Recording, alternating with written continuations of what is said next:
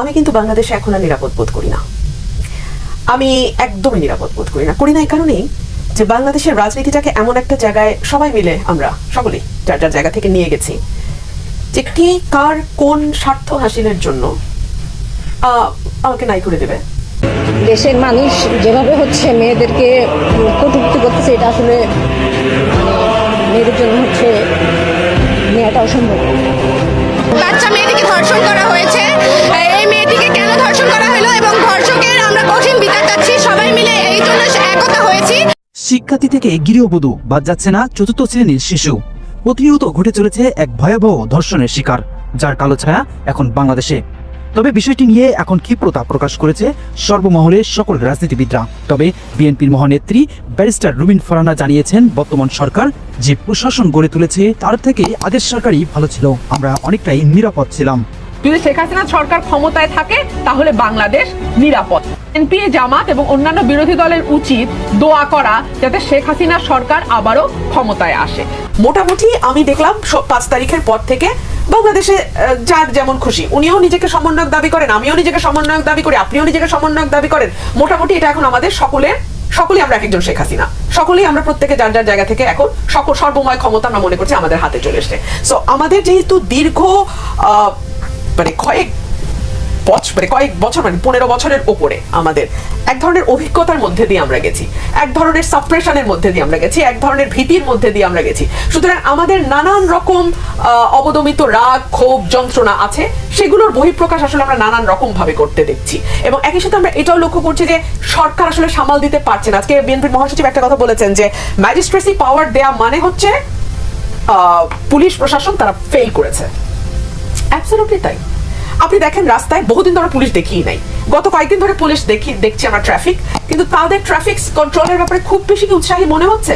তারা বরং নিরাপদে দাঁড়িয়ে আলাপ করছেন, গল্প করছেন। ইভেন কিছুদিন আগে আমি গত সপ্তাহে গাড়ির কাজটা আমি একজনকে বলতে বাধ্য ছিলাম যে ভাই গল্পটা একটু পরে করেন, আগে এখানে দেখেন কি অবস্থা, আমরা কয়েক ঘন্টা যাবত একই জায়গায় আটকে আছি। আর পুলিশ ভাইরাও বা কি করবে? কারণ কিছু দূর গেলেই দেখি একদল ছাত্র বা একদল যুবক বা একদল তরুণ তারা রাস্তা অবরোধ করে তাদের দাবিনামা পেশ করছে।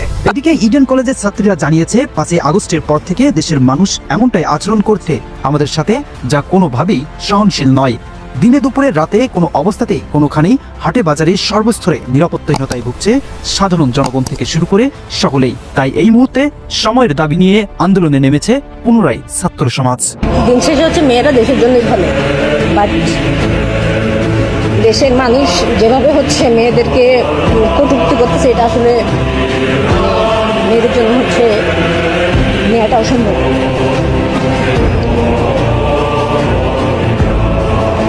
আমরা যেহেতু হচ্ছে ফেসবুকে অনেক অ্যাক্টিভ থাকি, কারণ আমাদের কাছে ফোন থাকে, আমরা ইতিমধ্যে অনেক নিউজ দেখছি এবং অনেক পত্রিকায় লেখালেখি হয়েছে, যেখানে প্রমাণ হয়ে গেছে যে আমরা আসলে দেশের জন্য কিছুই করতে পারি না।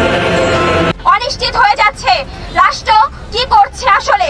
গত 24 ঘন্টায় 17টির বেশি নারী নির্যাতনের ঘটনা, ধর্ষণের ঘটনা উঠে এসেছে, কিন্তু 24 ঘন্টা পার হয়ে গিয়েছে, আমরা দেখেছি রাষ্ট্র সেই সকল ধর্ষকের বিরুদ্ধে কোনো ধরনের পদক্ষেপ নেয়নি। আমরা নারীরা বিগত দিনেও প্রতিবাদ করে এসেছে অন্যায়ের বিরুদ্ধে, ধর্ষণের বিরুদ্ধে, এখনো করছে, আগামী দিনেও করবে। ইডেন কলেজের সাধারণ শিক্ষার্থীরা সর্বোপরি প্রতিবাদী ছিল। তারা আসলে এই ধর্ষকদের যদি কোনো সুষ্ঠু বিচার না পায় তাহলে তারা রাস্তায় আবারও দাঁড়াতে বাধ্য হবে। আমার দেশের মানুষ যদি নিরাপত্তাহীনতায় ভুগে তাহলে এই বিপ্লবের কোনো মানে হয় না। আমরা তো বিপ্লবের উপরে, রক্তের উপরে সরকার বানাইছি, তাহলে কেন আমাদের এত ব্যর্থতা? আমাদের ভাই বোনদের নিরাপত্তা নিশ্চিত করতে না পারলে এই গরিব ছেড়ে দেন, আমরা নিজেদের হাতে আইন তুলতে বাধ্য হব। আমরা নিজেদের হাতে আইন তুলবো। আজকে আমি সকল পুলিশকে অসংখ্য ধন্যবাদ জানাবো যারা আমাদেরকে সাহায্য করেছেন। আমাদের হাত ধরে সব ধরনের ধর্ষণকারীর, ছিনতাইকারী, সব ধরনের ফ্যাসিস্টের কবর ঘাটা হবে। তাহলে আপনারা এখনই ব্যবস্থা নেন, নাইলে গদি ছেড়ে দেন। এখন আমরা আবার নামতে বাধ্য হয়েছি আমাদের পড়ালেখা ছেড়ে, যাতে মানুষের নিরাপত্তা নিশ্চয়তা হয়, এজন্য আমরা সবাই আবার নেমেছি। আর প্রয়োজন হলে আরো কঠোরভাবে আমরা আমার দেশের মানুষ যদি নিরাপত্তাহীনতায় ভুগে তাহলে এই বিপ্লবের কোনো মানে হয় না। আমার মা, খালা, আমার বোনরা, আমার ভাইরা, আমার বাবারা বাসায় ঠিক মতো আসবে কিনা আমি সে চিন্তায় থাকি। আমি যখন রাস্তায় বের হই, কাজে বের হই, আমার মা বাবা টেনশনে থাকে যে মেয়ে কি ঠিক মতো ঘরে পৌঁছবে কিনা, আমার ছেলে কি ঘরে পৌঁছবে কিনা, এই কেন নিরাপত্তা আমরা ভুগি।